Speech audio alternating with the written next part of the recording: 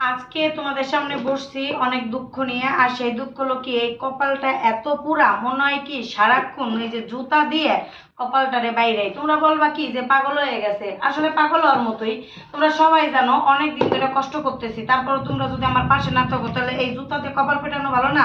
আর জুতা একটা নতুন জুতা নিয়ে নিছি, পুরান জুতা তো আবার ময়লা টয়লা থাকে, কি করবো বলেন? কপাল তো আর মনে করো ময়লা মাইকা যাবে।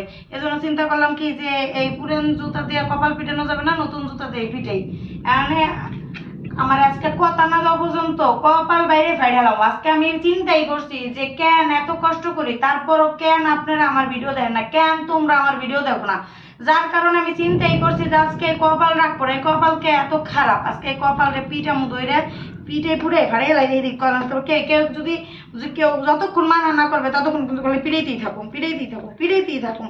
আল্লাহ কি করবা বলো? তোমরা তোমরা কি আসো পাশে, নাহলে ফাড়িয়ে একদম এই কপাল